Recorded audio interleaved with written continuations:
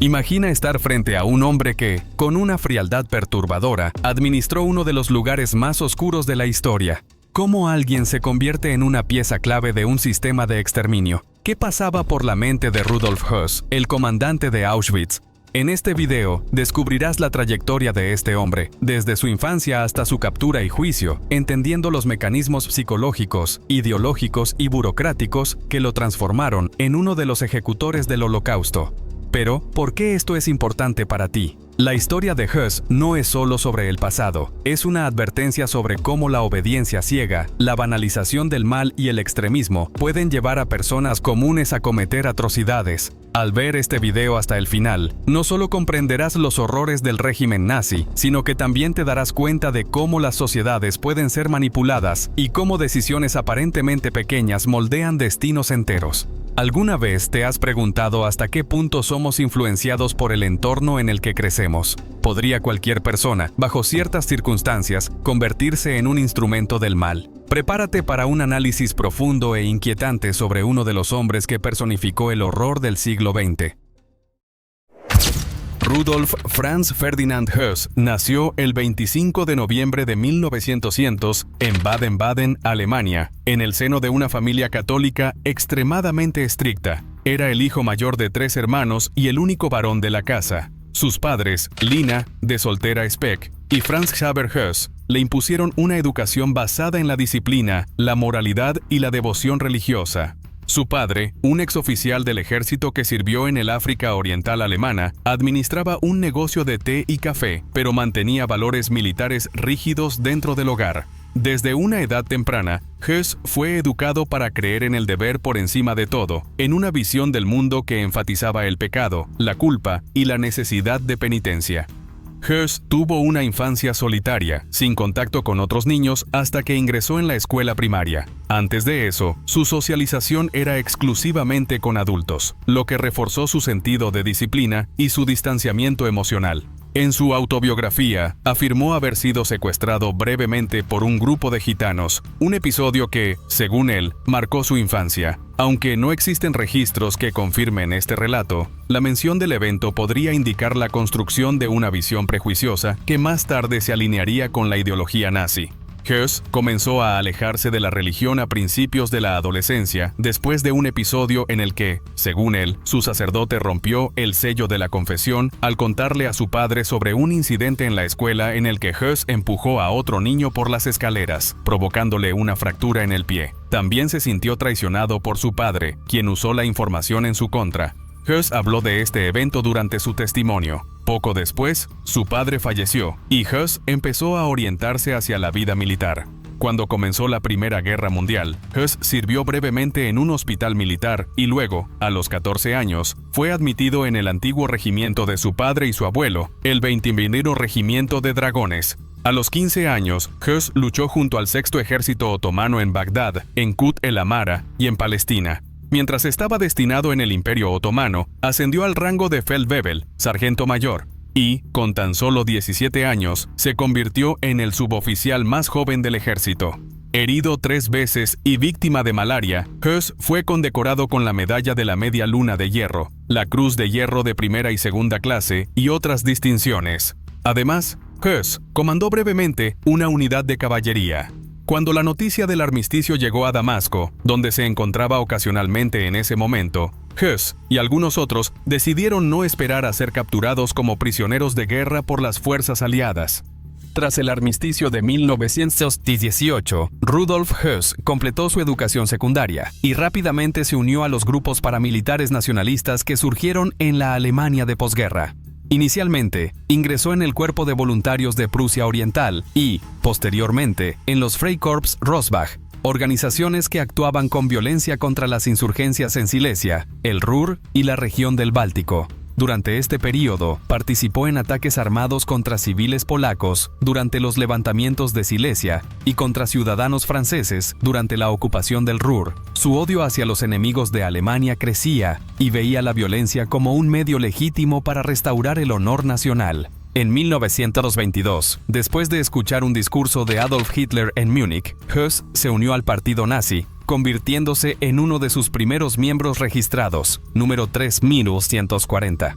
En ese mismo periodo, abandonó su fe católica, rompiendo definitivamente con la educación religiosa que había recibido en su infancia. Su fanatismo por el nacionalismo alemán comenzó a guiar su vida, y sus vínculos con el movimiento nazi se profundizaron.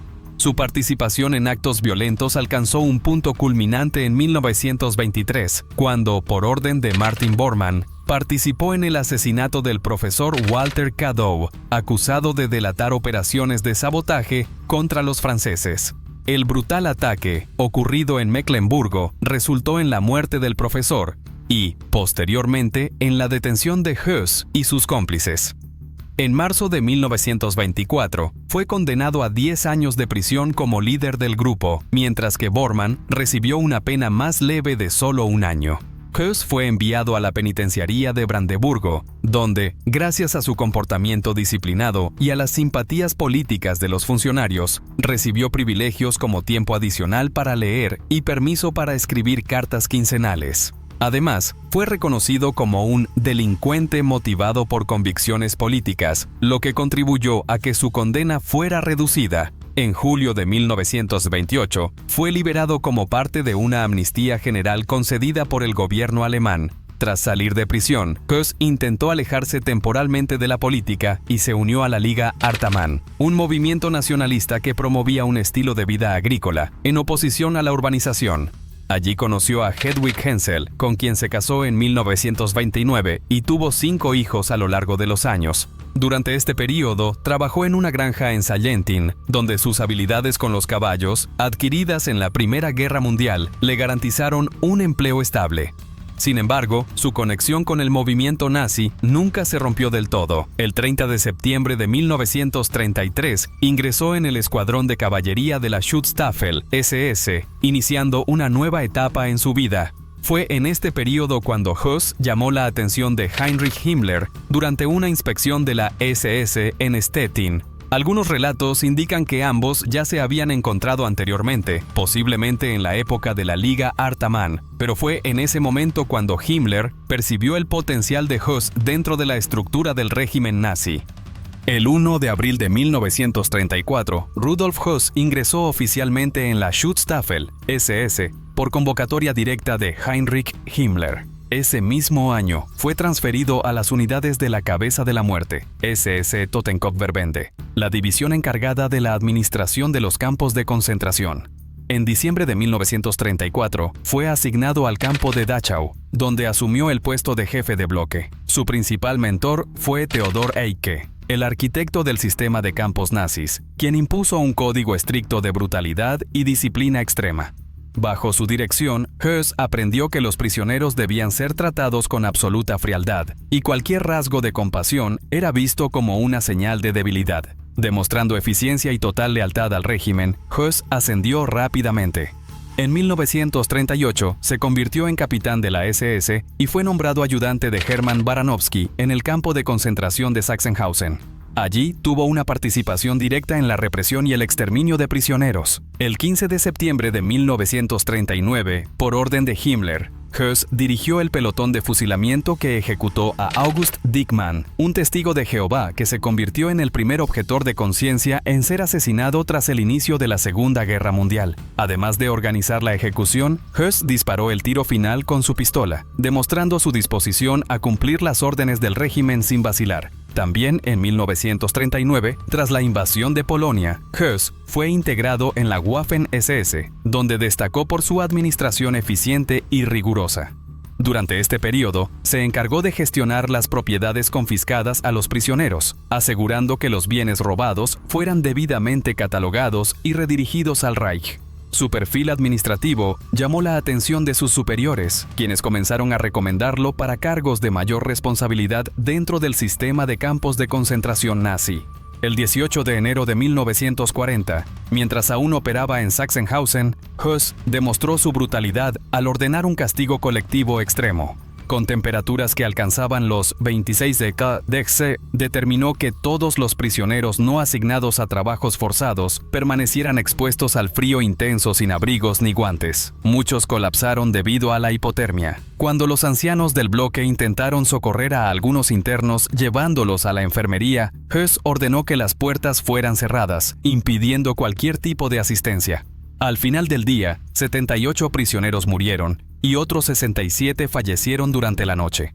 Su desempeño en Sachsenhausen consolidó su posición dentro de la SS y demostró a Himmler que Höss era un hombre confiable para misiones más ambiciosas. A comienzos de 1940, recibió una nueva asignación que cambiaría la historia: el mando de un nuevo campo que sería establecido en la Polonia ocupada. En mayo de 1940, Rudolf Höss fue nombrado el primer comandante del recién creado campo de concentración de Auschwitz, ubicado en la Polonia ocupada. La elección del lugar se debió a su posición estratégica, con fácil acceso ferroviario para transportar prisioneros desde diversas partes de Europa. Inicialmente, Auschwitz fue diseñado para albergar prisioneros políticos polacos y enemigos del Reich, pero pronto se convirtió en una pieza clave dentro de la maquinaria de exterminio nazi. Höss fue responsable de expandir la infraestructura del campo, ordenando la construcción de nuevos bloques, cercas electrificadas e instalaciones para trabajos forzados, aumentando drásticamente su capacidad operativa. Bajo su mando, Auschwitz superó rápidamente a otros campos de concentración en brutalidad y eficiencia.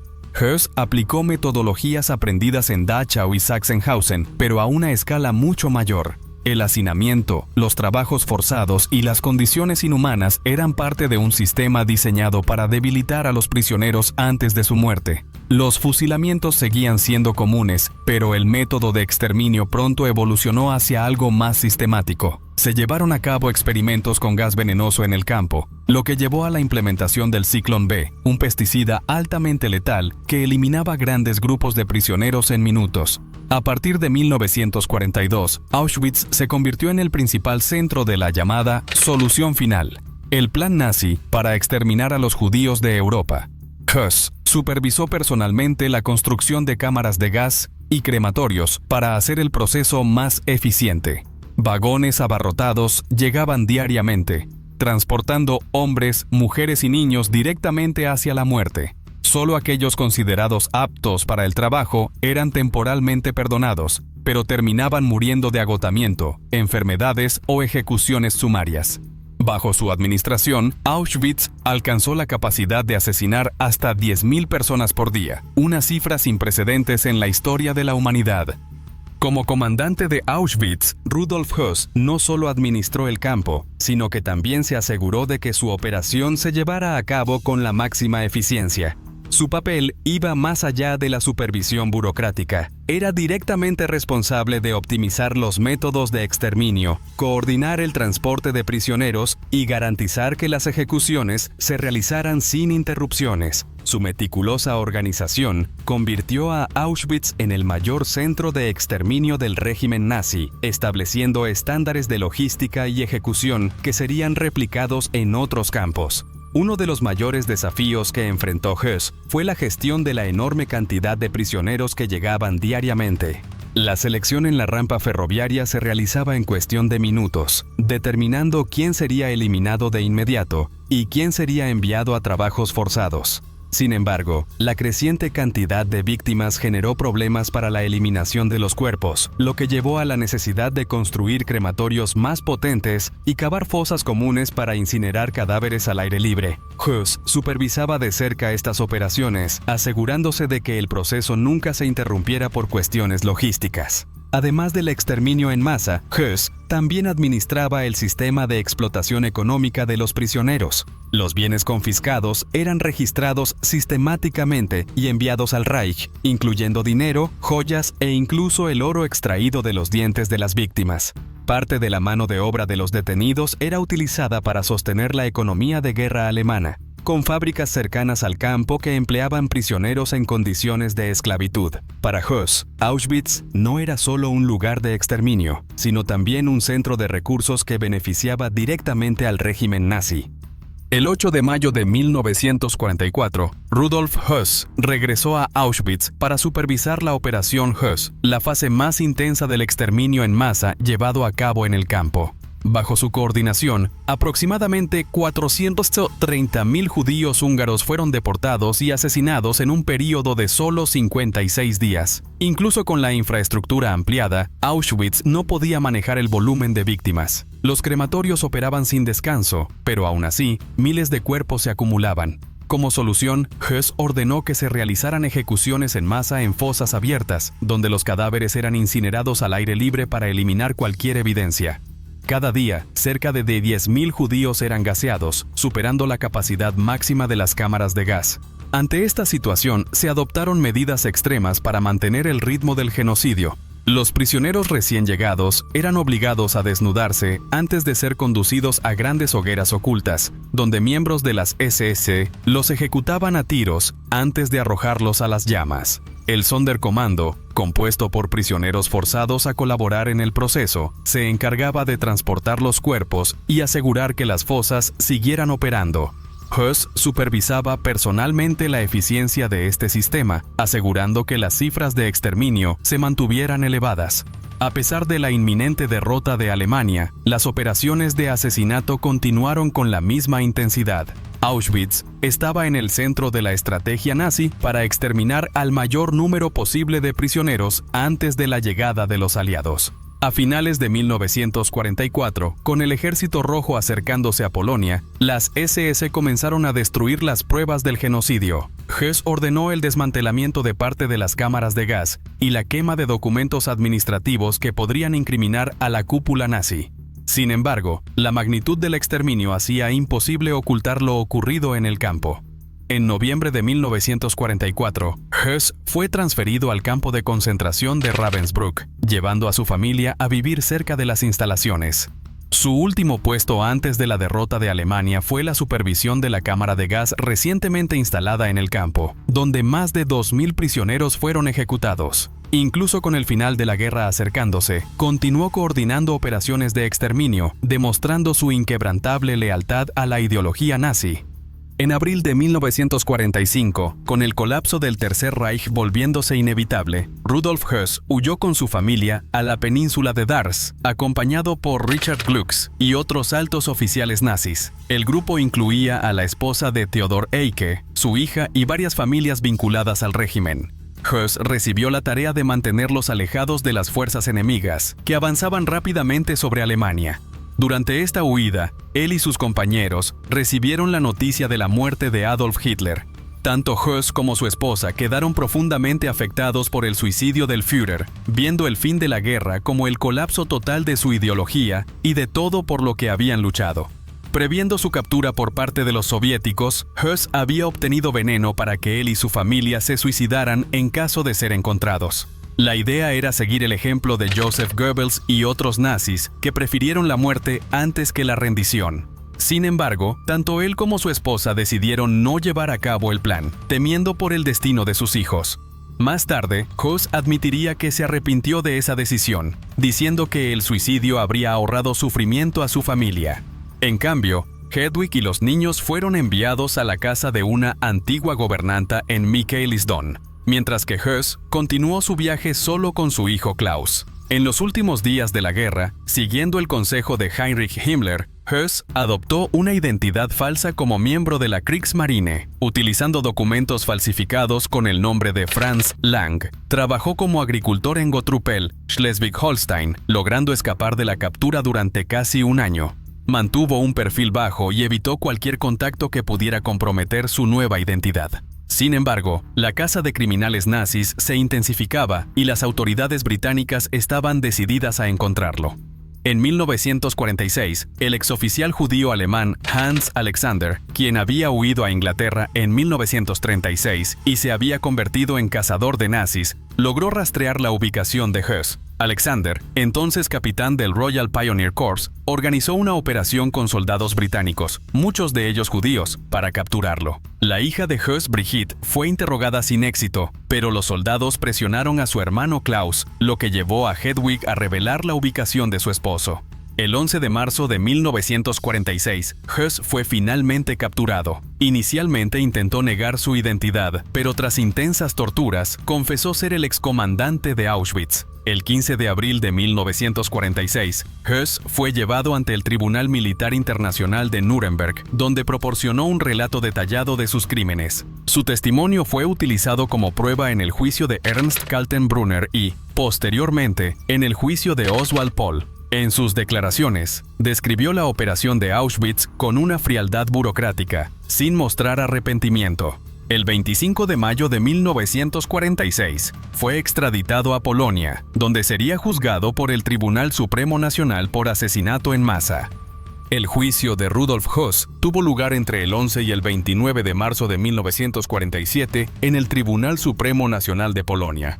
Las pruebas en su contra eran abrumadoras, incluyendo documentos firmados por él, testimonios de sobrevivientes y su propia declaración detallada, en la que describió la logística del genocidio con frialdad burocrática. Durante el proceso, insistió en que solo cumplía órdenes superiores, especialmente las de Heinrich Himmler, y no mostró ningún remordimiento genuino por sus acciones. El 2 de abril de 1947, fue condenado a muerte por ahorcamiento. Poco antes de su ejecución, Höss buscó la reconciliación con la fe que había abandonado años atrás. El 10 de abril de 1947, regresó a la Iglesia Católica y recibió el sacramento de la penitencia del padre Władysław Lon, un jesuita polaco. Al día siguiente, recibió la Sagrada Comunión como viático, en preparación para su muerte. Sin embargo, esta reaproximación religiosa no cambió su destino. Exprisioneros del campo solicitaron que la ejecución se llevara a cabo en Auschwitz, el lugar donde dirigió el asesinato de más de 1 millón de personas. El gobierno polaco aceptó la petición, convirtiendo su muerte en un símbolo de justicia histórica. El 16 de abril de 1947, Rudolf Höss fue ahorcado en el antiguo campo de concentración de Auschwitz-Birkenau, cerca del crematorio, en el mismo lugar donde la Gestapo del campo había realizado ejecuciones sumarias. La horca fue construida intencionalmente con una cuerda corta, asegurando una muerte más lenta y agonizante. Cerca de 100 personas presenciaron la ejecución, incluyendo exprisioneros del campo y altos funcionarios del gobierno polaco. A diferencia de muchos otros nazis condenados, Höss no pronunció ninguna declaración final. Su ejecución fue la última realizada públicamente en Polonia. El ahorcamiento de Höss marcó uno de los momentos más simbólicos de la justicia de posguerra. El lugar de su muerte representaba el punto máximo de la brutalidad nazi y sirvió como un recordatorio del sufrimiento que ayudó a causar. Sin embargo, su ejecución no borró las cicatrices del Holocausto. Auschwitz permaneció como un memorial de la barbarie, y su nombre quedó para siempre asociado con el exterminio sistemático llevado a cabo por el régimen nazi. El mundo jamás olvidaría los horrores que ayudó a administrar. Rudolf Höss dejó un legado de horror y destrucción, siendo recordado como uno de los principales responsables del Holocausto. Su nombre está directamente ligado a Auschwitz, el mayor campo de exterminio nazi, donde más de 1,1 millones de personas fueron asesinadas bajo su administración. Su testimonio detallado y su autobiografía revelaron la frialdad burocrática con la que organizó el genocidio, tratando el asesinato en masa como una cuestión de logística y eficiencia. Auschwitz fue preservado como un memorial para que las futuras generaciones nunca olviden los crímenes cometidos allí. El campo se convirtió en el mayor símbolo del Holocausto, visitado por millones de personas cada año. Su modelo de exterminio sirvió de base para otros campos nazis, demostrando cómo la ideología del régimen convirtió la muerte en un proceso industrializado. La captura y ejecución de Höss representaron un hito en la justicia de posguerra, pero no borraron la magnitud de sus crímenes. Continúa siendo objeto de estudio en análisis sobre el fanatismo, la obediencia ciega y la banalización del mal. Su nombre quedó para siempre ligado al mayor exterminio en masa de la historia, un recordatorio de lo que ocurre cuando las ideologías extremistas alcanzan el poder absoluto. Pero la gran pregunta que queda es, ¿fue Höss solo un ejecutor obediente o también un fanático que creía plenamente en lo que hacía? Su frialdad al relatar los crímenes y su falta de verdadero arrepentimiento muestran que no era solo una pieza del sistema, sino un agente activo del genocidio. ¿Y tú? ¿Qué opinas? ¿Fue simplemente un seguidor de órdenes o uno de los mayores arquitectos del terror nazi? Déjanos tu comentario. Aprovecha para suscribirte al canal y activar las notificaciones. Así no te perderás ningún video sobre los temas más impactantes de la historia. No te quedes fuera de estas discusiones fundamentales para entender el pasado y evitar que errores como estos se repitan en el futuro.